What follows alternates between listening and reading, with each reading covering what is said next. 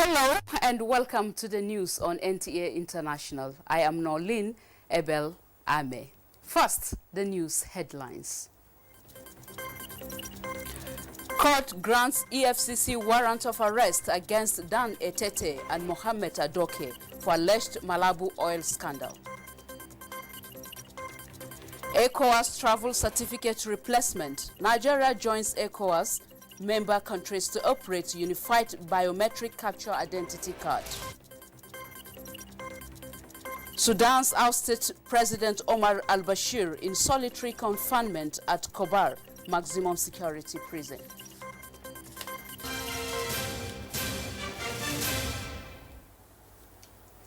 And now the news in details.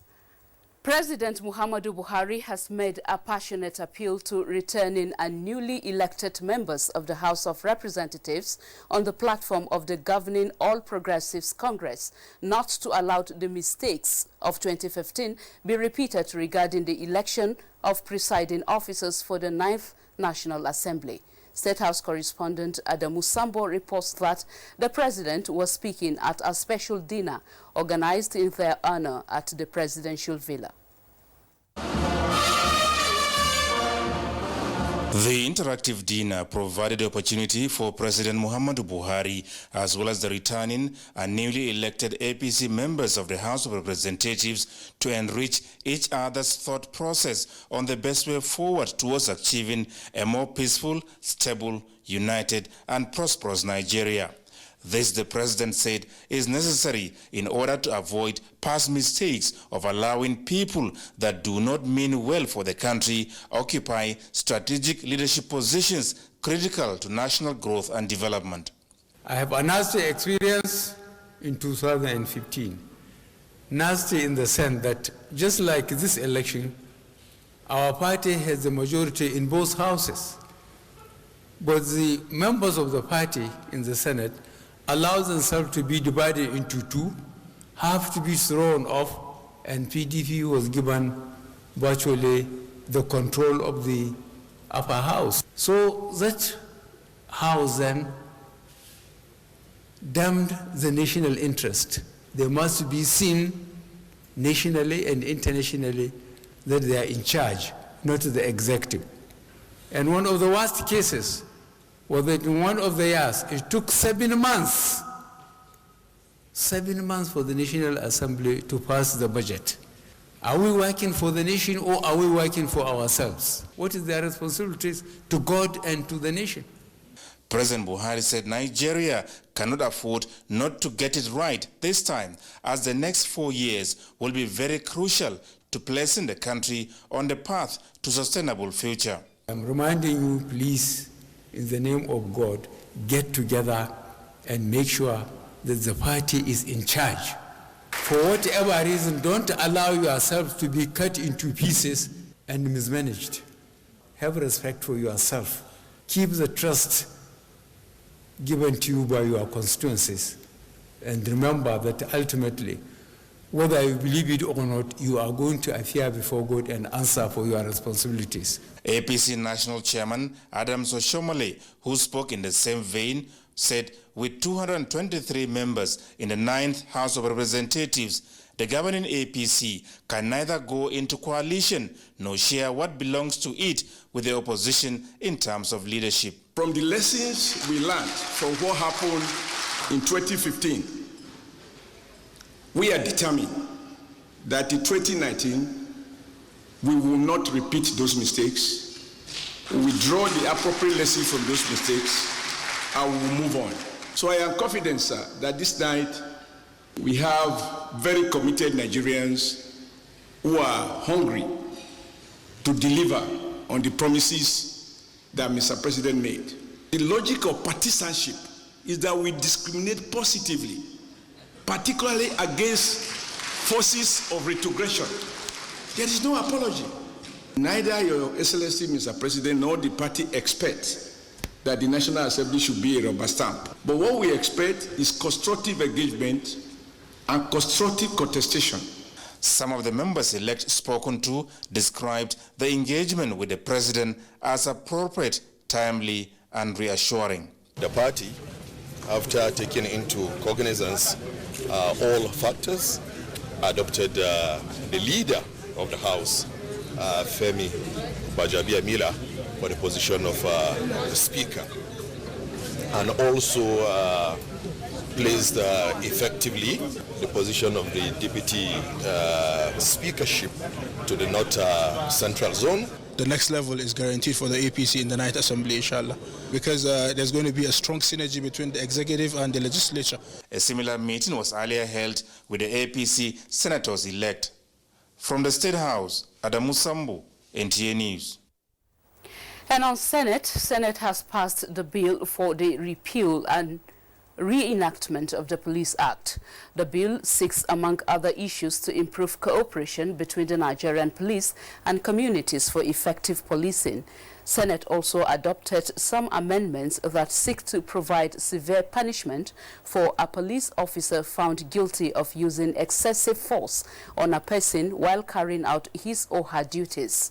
While any person found guilty of assault or obstructing the police from carrying out its duties should pay a fine of not less than 500,000 naira or 2 years imprisonment or both. Senate has also passed 7 reintroduced bills, including Petroleum Industry Governance Bill 2019. Similarly, the House of Representatives has, in a bid to regulate social work in Nigeria, passes a bill for an act to establish the Chartered Institute of Social Work in Nigeria. National Assembly correspondent Lami Ali reports that the bill was among 8 bills passed by the House Wednesday plenary. Some provisions of the bill establishing the Chartered Institute of Social Work Practitioners include guidelines on membership and control of social work as a profession.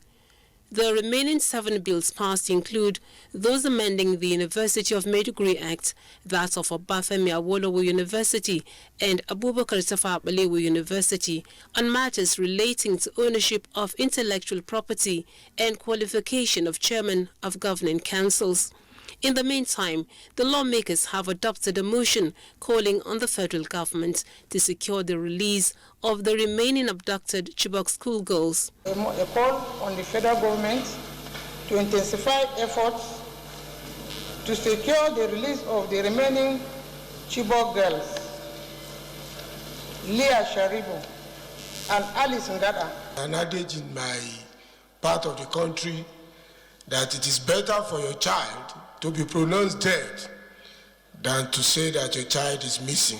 Also adopted was a motion from Representative Gyang Pojok urging the federal government to direct Ministry of Finance to ensure that all of 2018 appropriations to organs of government on the first-line charge are released as provided in the Constitution. As the Committee of the Whole, the House considered and adopted a report on a bill establishing Data Protection Commission. Before adjourning plenary for the Easter break, the House received a report from the Appropriation Committee on the 2019 Appropriation Bill from the National Assembly. Lami Ali, NTA News. Lami, and still on Senate President Abubakar Bukola Saraki has drawn the attention of parliaments globally to education as fundamental to achieving sustainable development for peace, security and good governance. This was at the general debate of the Interparliamentary Union held in Doha, the capital of Qatar. National Assembly correspondent Abdullahi Aminu reports. Convergence of the legislators from across the globe marks the 140th Assembly of the Interparliamentary Union. It was to find ways of ensuring adherence to UNESCO's recommended 15 to 20% budgetary funding for the education sector. Senate President Abubakar Bukola Saraki, represented by Senator Kabiru Ibrahim Gaya, says Nigeria's legislature remains guided by the fact that education is not a luxury. It's when we have better educated youth that the danger of insecurity will be significantly reduced so that democracy can thrive, paving way for social economic progress. The theme draws attention to education as one of the cardinal issues to consider for fundamental human right, which is central to the development of citizens. We are, however, addressing the shortfalls, which combined strategies to enhance peace, security, and the rule of law. As part of the effort by the Nigeria's legislature to ensuring that education is built on a solid foundation, the Senate made reference at the forum to the Universal Basic Education Commission Amendment Act, which guarantees free and compulsory education for all Nigerians up to secondary level, and Tertiary Education Trust Fund Act 2011 to include colleges of agriculture as beneficiaries of the fund. Abdullahi Aminu, NTA News. However, from Senate to ECOWAS now, public-private partnership is an alternative form of financing used by countries for the design, construction, rehabilitation, maintenance and operation of infrastructure for the purpose of providing public service. This is why the ECOWAS Parliament Joint Committee on Finance, Trade, Customs and Free Movement in Accra, Ghana, is considering possible ways of making the initiative better utilized for countries within the sub-region. Joseph Orok reports. Funding of infrastructural and developmental projects for enhanced socio-economic growth of any society is no doubt a common challenge with any society, including ECOWAS member countries.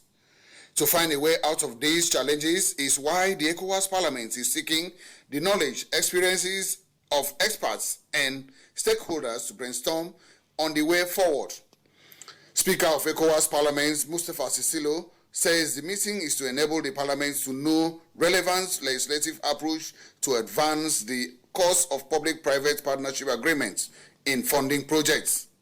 We are going to discuss funding for investment through public-private partnership. This type of partnership, which has been adopted in member states to build infrastructure, is arousing interest because it will help to fill the funding gap in the member countries. And we are aware of the commitment of ECOWAS to the implementation of multimodal transport infrastructure and policies to promote fiscal cohesion among member states and facilitate the movement of people, goods and services within the community. The government of Ghana is of the firm belief that the prosperity of the country is hinged on creating the necessary enabling environment for the private sector to thrive. Public-private partnership, if properly adopted and implemented, members of parliaments and stakeholders agree, will be of immense benefit to the region as alternative source of project funding as against relying on the support of the developed countries and the banks. Public-private partnership in funding projects started in 1992 in United Kingdom and was first introduced in Nigeria in 2005. For trending news from other parts of the globe, here is Ado Adamu also. Thank you and welcome to this segment of the news. Sudan's former president Omar al-Bashir has been moved to Kobar Maximum Security Prison days after he was ousted in a military coup.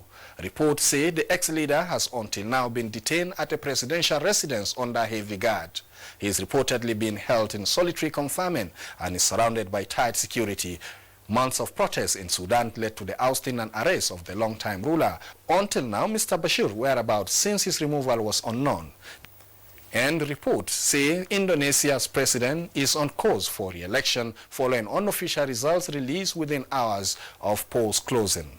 Official results are not expected until May, but the quick counts undertaken by polling companies have proved correct in previous years. Indonesia voted Wednesday in one of the world's largest one-day elections. More than 192 million people were eligible to cast their ballot to select 20,000 local and national lawmakers, including the president.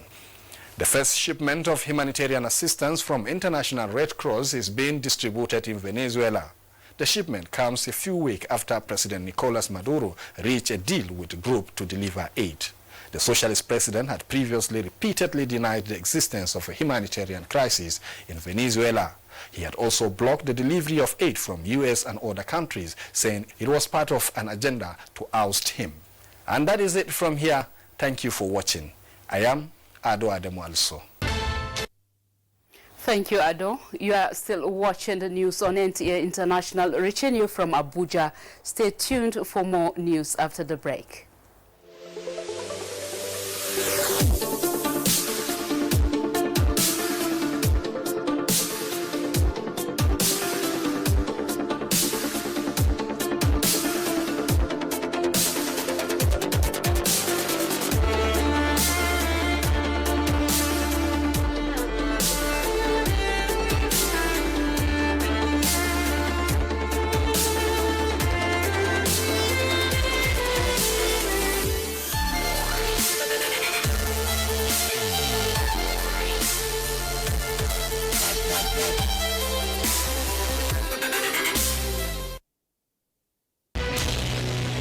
NTA International News. Africa as it is. Thank you for staying with us. Federal government has declared Friday 19th and Monday 22nd April 2019 as public holiday to mark this year's Easter celebration. A statement signed by Georgina Ihuria, Permanent Secretary, Ministry of Interior, says the Minister of Interior, Lieutenant General Abdurrahman Dambazao, enjoins all Christians to emulate the attributes of Jesus Christ, which are peaceful coexistence, tolerance and love. Moving on, in continuation of its efforts to invest in the country's human capital development, the Buhari administration has continued to make significant strides through its National Social Investment Programs, NSIP. A statement by Laolu Akonde, Senior Special Assistant to the President on Media and Publicity, says millions of Nigerians are currently benefiting from the different schemes under the National Social Investment Programs, which is the largest social welfare scheme in the history of the country. It adds that through its conditional cash transfer CCT scheme, the administration is supporting 1 million poorest households in society. Meanwhile, 9.5 million pupils are now being fed under school feeding program. It is a known fact that employees who embrace necessary training are better equipped to discharge their jobs creditably. Recognizing the fact that training is critical for optimal productivity, the federal government is not resting on its oars to ensure the training of its workers for quality service delivery.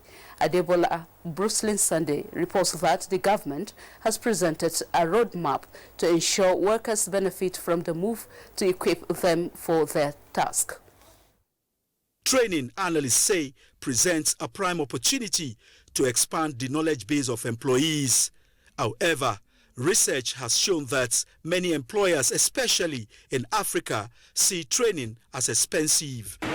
In Nigeria, the civil service is the highest employer of labor and the engine room of government. The expectation of most civil and public servants are to quickly get acquainted with their jobs without formal training. After a survey, the project management team under the Federal Civil Service Strategy and Implementation Plan 2017-2020 came up with a training roadmap that will meet the needs of all cadre. They get promoted, they are not trained. They get posted to different MDAs, they are not trained. So you can imagine if all these civil servants are receiving the training that is unique or peculiar to their needs, it will definitely have the result of improved service delivery. That document has really addressed almost, I would say, about 80% of what we require to conduct training that are transformational. With the new policy direction of the present administration to constantly induct new workers, train and retrain others, it is expected that productivity will increase as they contribute their quota to national development. Adebola Brucelin Sunday, NTA News. Thank you, Adebola. The Academic Staff Union of Research Institutions is enlisting the support of the Nigerian Television Authority to secure funding and keep research alive in Nigeria. This was made known at a courtesy visit to the Director General of the NTA in Abuja. Victor Azu reports. Research and development go hand in hand, and it's in a bid to retain researchers, sustain research, and therefore guarantee national development that the Academic Staff Union of Research Institutions, ASURI, is visiting the Nigerian Television Authority to solicit support. National Secretary and leader of the delegation, Theophilus Ndubisi, says research institutions are at the risk of being eroded without proper financing and coordination. We have all that it takes to employ every Nigerian if we give proper attention to research.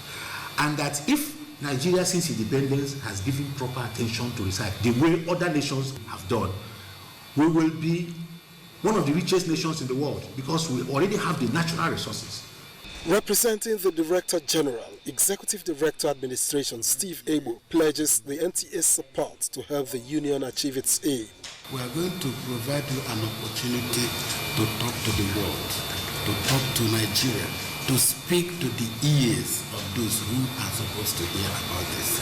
And we can assure you much results will be produced. And it does seem like they got the needed assurances in the end. In Abuja, Victor Azu, NTA News. Let's now turn to judiciary. Justice D.Z. Senchi of an FCT High Court sitting in Jabi has granted the prayers of the Economic and Financial Crimes Commission for a warrant of arrest against Dan Etete, a former Minister of Petroleum, and Mohammed Adoke, a former Minister of Justice and Attorney General of the Federation, who were implicated in the Malabu oil scandal. Also declared wanted are Ralph Wetzels, Kasula Rubato, Pujato Stefano, and Burato Sebastiano, who were meant to be arraigned before Justice Senchi on Wednesday, April 17, 2019, to face charges related to the Malabu oil scandal, but failed to show up. The EFCC, in a statement by its acting head, Media and Publicity, Tony Orilade, says all the defendants declared wanted had repeatedly failed to appear before the court. Justice Senchi granted the prayers of the EFCC and ruled that the Nigeria Police, the Interpol, and any other law enforcement agency should arrest them anywhere they were found, including outside jurisdiction of the Federal Capital Territory, FCT High Court. Nigeria has joined other ECOWAS member countries in operating a unified biometric capture identity card to replace the current ECOWAS travel certificate. Chimobi Walter Naji was at the signing of the Memorandum of Understanding. In January 2016, ECOWAS countries signed an agreement to roll out biometric identity cards across the entire region to give room for deeper integration and reduce trans-border crimes. Nigeria is joining Ghana and other West African countries to start the production of these biometric identity cards for each citizens through the signing of a Memorandum of Understanding between the Federal Ministry of Interior, the Nigerian Immigration Service, and a private company, the Euphoria Group of Companies, as a public-private partnership arrangement.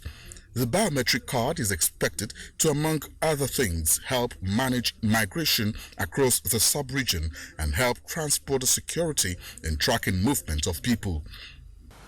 And their total commitment to achieving the free movement of persons and goods, establishing a common market, consolidating peace, security, and good governance, as well as greater efficiencies in the operations of community institutions through the implementation of adequate reforms.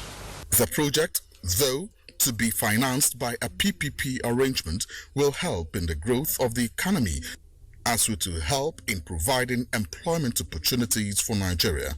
The project will be successful because this project is not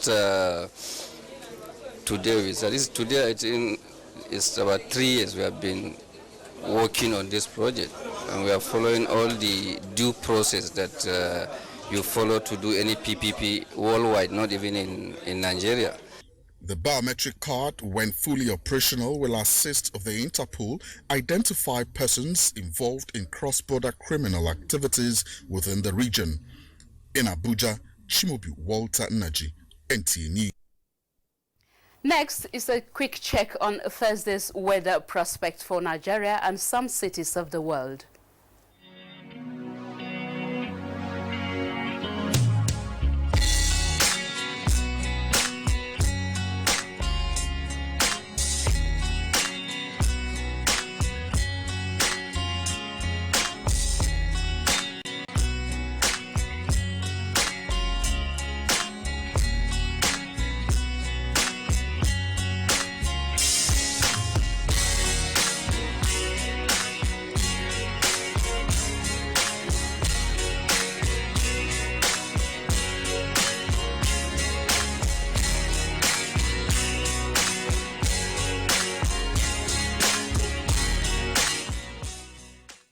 And that concludes the news on NTA International at this hour. Thank you for watching. My name is Norlin Ebel Ame.